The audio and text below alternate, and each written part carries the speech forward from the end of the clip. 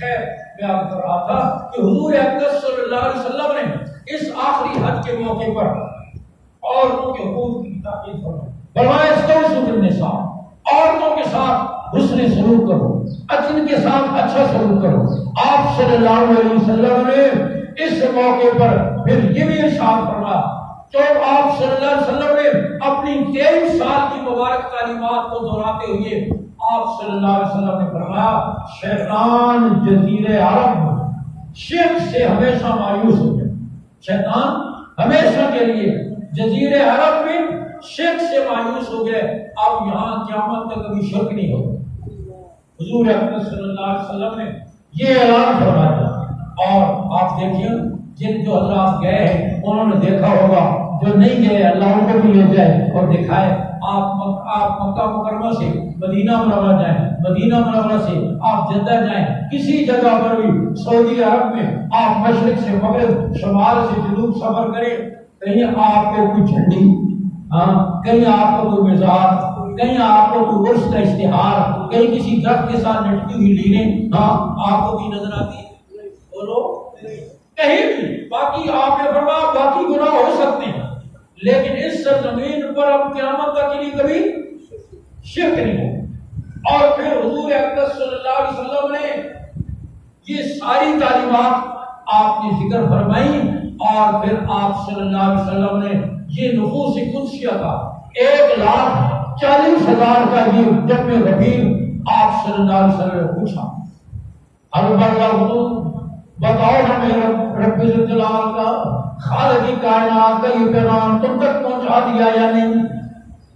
آپ صلی اللہ علیہ وسلم یہ بھی فرما دیا آج تم مجھ سے حج یا نماز سیکھ لو اور ہو سکتا ہے پھر آج کے بعد اس میدان میں میری اور تمہاری کبھی ملاقات نہ ہو.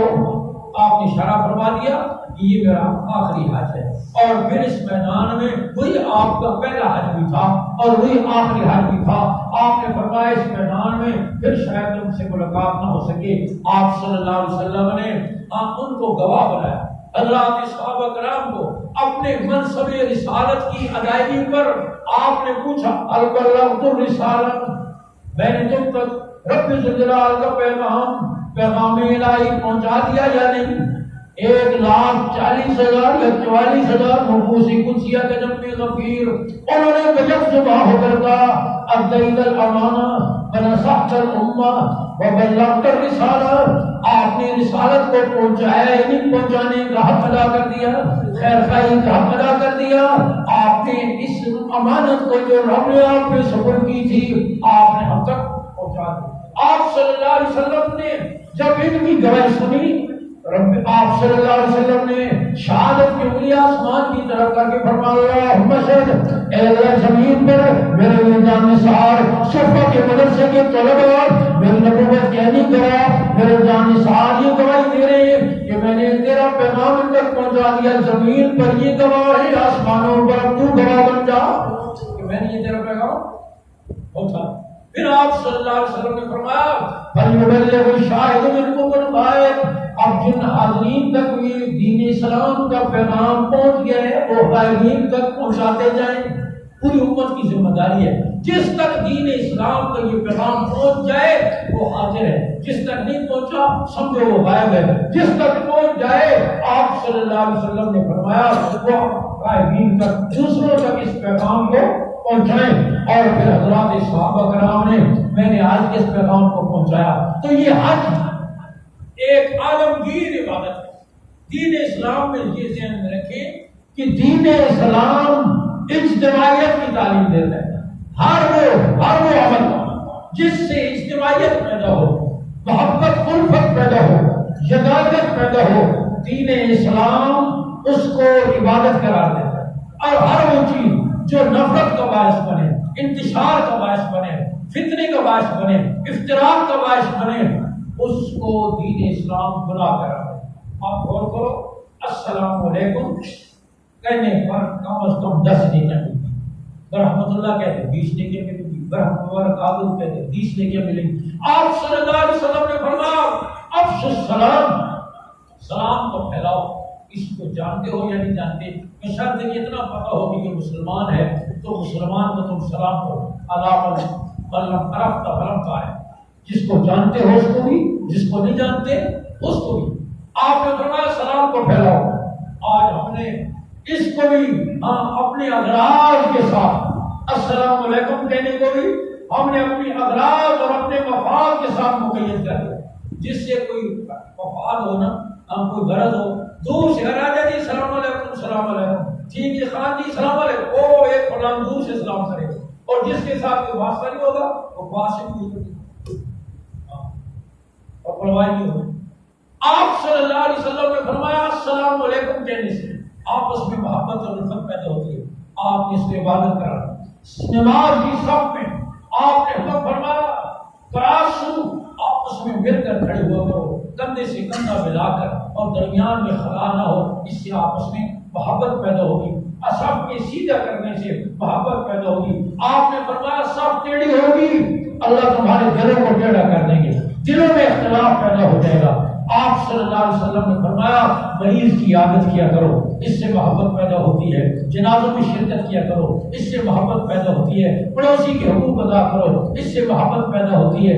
آپ صلی اللہ علیہ وسلم نے ہر وہ عمل جو باہمی محبت اور الفت کا ذریعہ بنے، آپ نے اس کو عبادت کرا، اور جو انتشار کا باعث ہے، جھوٹ ہے، غیبت ہے، کسی کے پیٹھ کے پیچھے برائی بات کرنا ہے، کسی کو برے نام سے پکارنا ہے، کسی کی راز کی بات کو معلوم کرنے کی کوشش کرنا ہے، کسی کو بہتان، کسی کو بہتان لگانا ہے، کسی کا مال چھیننا ہے، کسی کو گالی دینا ہے، آپ ان ساری چیزوں سے نفرتیں جنم لیتی ہیں۔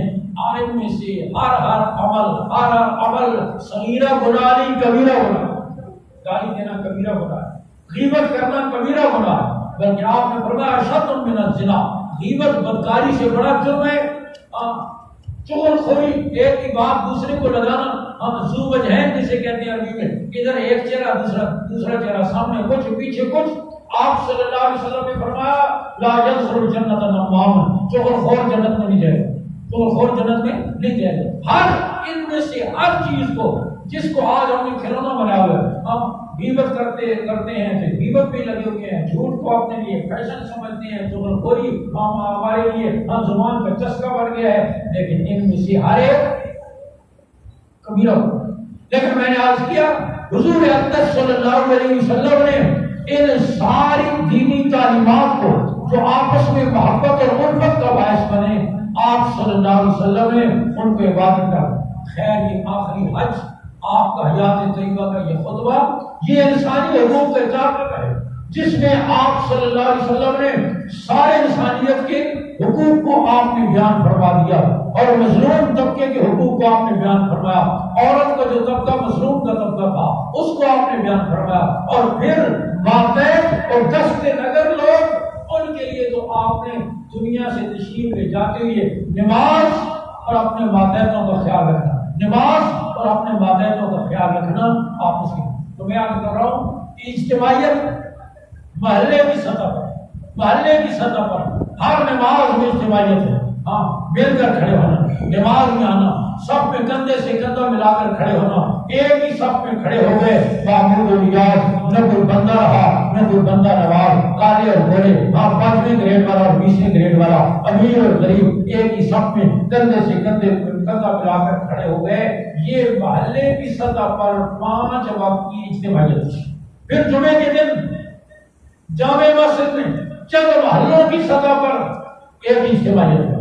پھر عید کے دن اس سے بڑی سطح پر اجتماعیت کا ایک نظم اور اجتماعیت کا ایک مظاہرہ ہے، اور پھر حج اقوام عالم کا جمع ہونا، یہ گویا ایک عالمگیر اجتماع ہے، جہاں عرب ہیں، عجم ہیں، کالے ہیں، گورے ہیں، کوئی کس زبان کا ہے، کوئی کس زبان کا ہے، اور سب کا ایک ہی نام، ایک ہی لباس۔ اپنے اپنے علاقوں میں اپنے اپنے لباس ہوتے ہیں، کسی علاقے کا کوئی لباس ہے، کسی علاقے کی کوئی تہذیب ہے، یہ اپنے علاقے کا بڑا چوری تھا، اتنی بڑی پگڑی باندھتا تھا، اور اتنی 30 میٹر کی سلوار پہنتا تھا، جیسے ہمارے بلوچ سرداروں کا رواج ہے، اتنی بڑی بڑی سلواریں، اتنی بڑی بڑی پگڑیاں، اور اپنے اپنے علاقائی رواج، اپنے اپنے علاقائی لباس، ہر ملک کا اپنا اپنا ہوتا ہے۔ لیکن جب اس کے لیے کیا سارے امتیاز ختم. اب کوئی عرب ہے یا عجم ہے، ایران کو پتہ چلتا ہے کون ہے؟ رکعت سے کو پتہ چل جائے گا کہ افریقہ کا ہے یا انڈونیشیا کا ہے. باقی لباس سے پتہ نہیں چلتا. دو چادریں ہیں، ایک اوپر لپیٹی ہوئی ہے، ایک نیچے لپیٹی ہوئی ہے. سارے امتیاز ختم، علاقائی رواج سارے ختم، زیب و زینت ساری ختم، اور اپنے اپنے نعرے، اپنے اپنے علاقائی باتیں وہ بھی ساری ختم. ایک ہی سب کی زبان پر لاکھوں لوگ، عرب اور عجم، کالے اور گورے، اطراف عالم سے آنے والے مسلمان، سب کی زبان پر جب حج سے جہاز سے اترتے ہیں یا حرم کی حدود میں داخل ہوتے ہیں یا حرم کی حدود میں وہ موجود ہوتے ہیں یا گاڑیوں پر سوار ہوتے ہیں یا اترتے ہیں، ایک ہی لفظ لبیک اللہم لبیک لبیک لا شریک لک لبیک ان الحمد والنعمت لک والملک لا شریک لک. تلبیہ پڑھتے ہوئے یہی ایک ترانہ ہے عالم اسلام کا، ساری اسلامی برادری کا ایک ہی ترانہ، ایک ہی زبان، ایک ہی لباس. یہ کیا ہے؟ ساری کی ساری اجتماعیت ہے. اور اللہ رب العزت کو یہ بات بڑی پسند ہے. یہ تلبیہ جو ہے، جو بیچارے حج میں جاتے ہیں وہ تلبیہ بھی یاد کر کے جاتے ہیں. یہ تلبیہ، یہ آواز تلبیہ کی اللہ کو کتنی پسند ہے.